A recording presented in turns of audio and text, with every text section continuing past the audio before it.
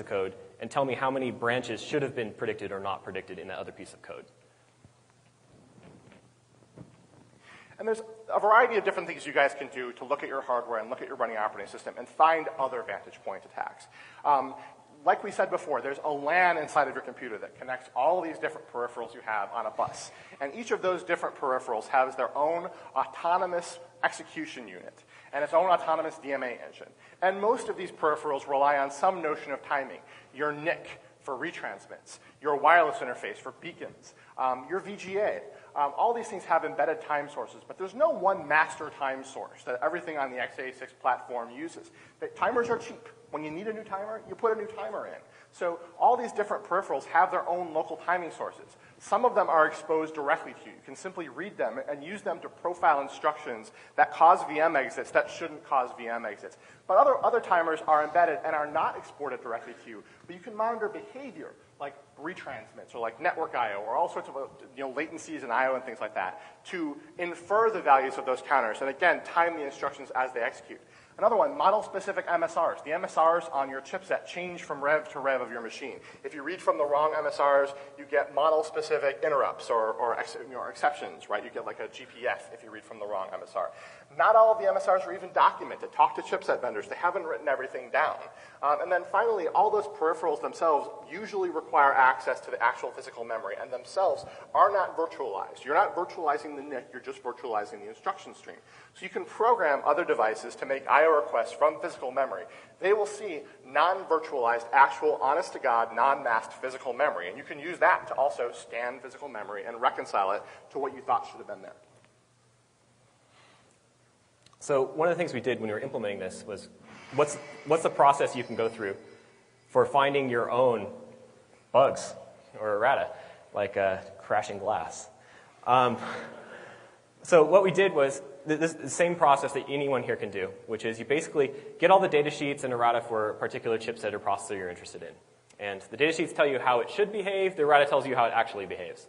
And what you do is you look at the descriptions for each of these. For instance, if you go to the RDTSC instruction, there's actually a little pseudocode there. Well, when people implement processors, they actually write the microcode first. I know everyone's supposed to do design first, and most people do. They do most of the design. But then when it actually goes to implementing it, the implementation usually comes before the documentation.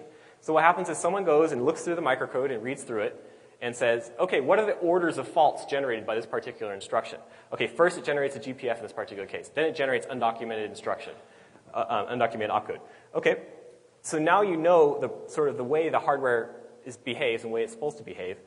What kind of things there would be really hard to virtualize? What kind of things, if you exercise a particular errata in a particular chipset revision, is this something that if you had to virtualize it, you'd have to implement a full cycle-accurate simulation? If so, that's probably a good path to target first, because you're going to cause the hypervisor to have to be really complex if they try to respond to that particular and that behavior. type of bug was actually the source of an actual security vulnerability a couple of years back, right? Where VMware and an actual running instance of VMware changed the order in which exceptions were delivered to the guest operating system. And the guest operating system, which was a version of Windows, had a dependency set up between the order in which those interrupts or those exceptions were delivered. And if they were executed in the wrong order, a data structure or a pointer wasn't initialized properly. And the net result was that userland code could crash the running version of Microsoft Windows 2000 or whatever it was, right? So VMware actually introduced a crashing security vulnerability into a version of Windows by delivering interrupts in the wrong order. You have to actually target that. You have to actually try and find it and execute it and make it happen, because it doesn't happen normally, right? Functional correctness is different from correctness with an adversary present. So if you go look for these things, you'll find places where hypervisor authors will mess up the order in which things are supposed to be delivered or the way that behavior is supposed to work. And especially, there's a lot of times people think errata just means, oh, it'll all be fixed in the next version. There are a lot of these that are marked won't fix. I mean, the equivalent of this is always going to be the same way because it's too complicated to fix or introduces too many other bugs if you fix that behavior. In fact, if the operating system depends on that behavior, sometimes you can't change the microarchitectural behavior. So we want to talk about our implementation of a framework as well as some individual tests. And I'm going to blow through this pretty quickly because Nate is going to bury you in technical detail in just a moment. But we've basically implemented a couple of things. We are releasing code for this. So We're talking about a lot of the general purpose stuff because the talk would take too long if we got into too much detail. But we're releasing code for this. You guys will actually be able to see how this stuff works and how to probe for virtualization. And we'll get into more about how you'll test that. It's a fairly interesting answer that we have for that as well. So, but we're going to provide with you example implementations of 3 different detection scenarios. We actually think that these detection scenarios will detect Blue Pill as it exists today. We issued the challenge. Joanna didn't accept the challenge because, to be honest, our challenge probably wasn't fair, short notice, and all that other stuff. But we believe that right now that this stuff would actually work against her. But there's a myriad of other things that we can implement within the same framework to extend that. Our argument is not that it's impossible to write malware that I can't detect with my current code. Our argument is that it's impossible to write malware that is, you know, more undetectable than malware has been to date. It's still a cat and mouse game. So Nate's going to talk a little bit about one of the first of those detection techniques, which we'll show you code for. Okay. So quickly wanted to introduce a microarchitectural feature. Maybe some people here are familiar with it. I mentioned Tom's Hardware before. How many people have heard of TLB before? Great, excellent, a lot of people. So TLB, just to be quick, is a cache, but it's a cache for your page translations. And it works just like the caches for instructions and data. Basically, you have a 3-level page table here. It's 4-level if you have PAE enabled. We're showing the simpler version. And a virtual address is shown on the top right, and the virtual address is broken into various portions, and those portions are used to decode or traverse this 3-level page table here. At the bottom, you have your page table entries, which say, at this ultimate physical address, here's the virtual address, here's the physical address that it maps to. And this cache is not directly visible from software. You can't really ask the CPU, hey, which entries in my page table are actually cached in the TLB and which ones aren't. But what you can do is you can affect it through side effects. So for instance, if in a traditional operating system, if you move CR3, if you store to it, or CR4, you can cause a complete flush of the PTEs, where the TLB goes and rereads all the PTEs from the current executing OS as you touch those page tables. You can also basically flush individual pages to optimize this. So people are focused on performance of optimizing task switches and eventually optimizing VM switches. And that's how this behavior gets introduced. But you can, as I said before, you can indirectly affect the TLB when you read, write, or execute from a page. There's 2 TLBs, instruction and data, just like there are 2 different caches, instruction and data caches. And it's associative like other caches. The key thing here, though, is that when a VM exit occurs, either mandatory like CPU ID or optional, if the VM author goes and starts trying to trap individual I/O operations to various ports to try to emulate various hardware things that we're checking for, then they're introducing various ways that a VM exit will occur, and then that leaves a trail in your TLB, it leaves a trail in your branch target buffer, it leaves a trail in your caches even, that we detect through side effects. General sequence of our tests that we've implemented, and this applies to most of the side channel attacks. You can take this basic pseudocode and write your own side channel detection. So basically what we do in this case, though, is we desynchronize the TLB, and we color memory by accessing it in a particular way that is intended to affect the TLB on all existing and future processors. Execute a test instruction, or a probe, as we call it. One is a simple no-op, which obviously should do nothing on all systems, including those that are virtualized.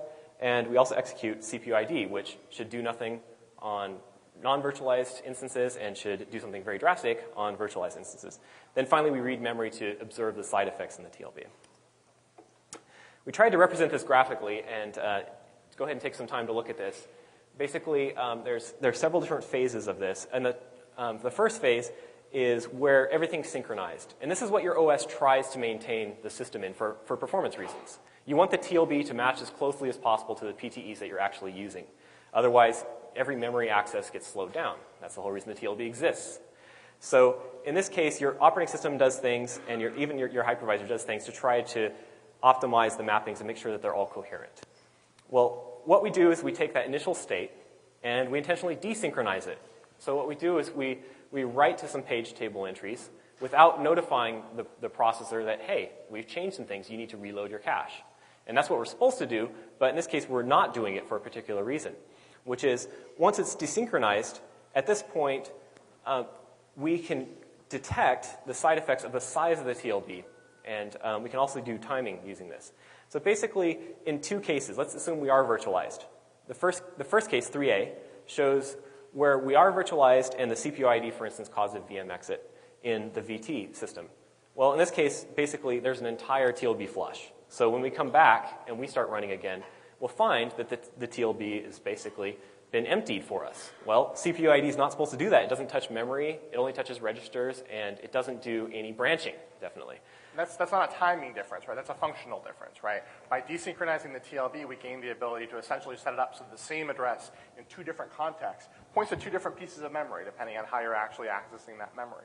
So we set that condition up. We desynchronize the system like that, and then we come back after we issue a CPU ID, and we see if the system is in the exact same state. It's a single instruction. Shouldn't change that much on the system. We've quiesced the entire system. We've brought all the different processors on the system in line with IPIs. They're all, not running at all. We've, for microseconds, halted the whole system, set this condition up, issue a CPU ID, and then afterwards what we see is, after we issue the CPU ID, we read different memory out of those same addresses. It's pretty obvious to see that you're all of a sudden, instead of reading the 0xAA that you expected to read, now you're reading 0xBV instead.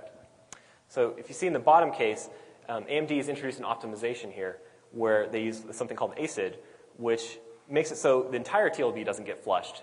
But there's still things which do get flushed, and it's unintentional side effects.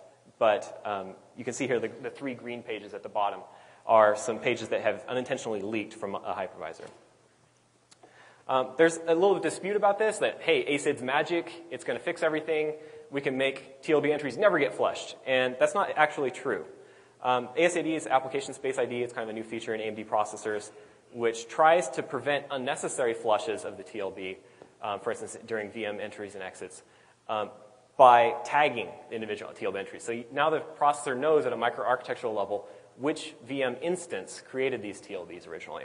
And it can, but the key thing about this is it was designed for performance optimization. It's slow every time you flush the TLB, so let's try to avoid that. But it wasn't designed for transparency. If it was designed for transparency, it would 100% lock every single entry in the TLB when a VM exit condition occurs and reload 100% of it when it comes back. But in actuality, because the processor can't predict what instructions you're going to be executing, it can't predict eviction of at least a couple entries. And there's two cases that are mandatory when you're implementing a VM.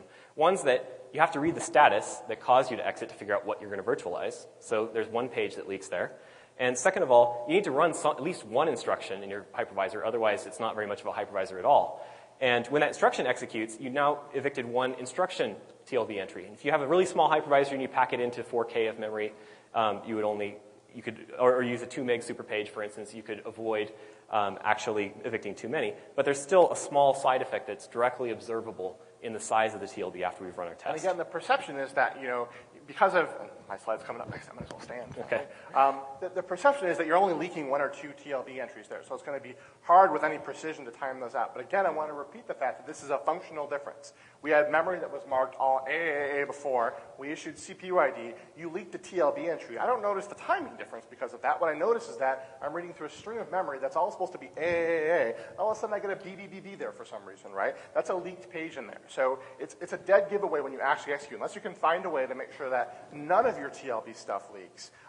It's obvious that you've actually flushed TLBs. And again, that never happens on normal individual instructions running in ring 0 with no preemption enabled. So this is a quick description of the pseudocode that we actually implemented.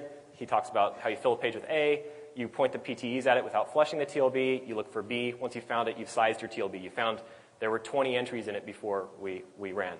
The key thing here is there's some people who have talked about this also, and Peter introduced it in his paper. One key optimization we had to do is you need to walk backwards through your PTE cache, because as you walk forwards, you're actually flushing entries as well. So you need to simulate the LRU algorithm that's being used by repeating it in reverse order.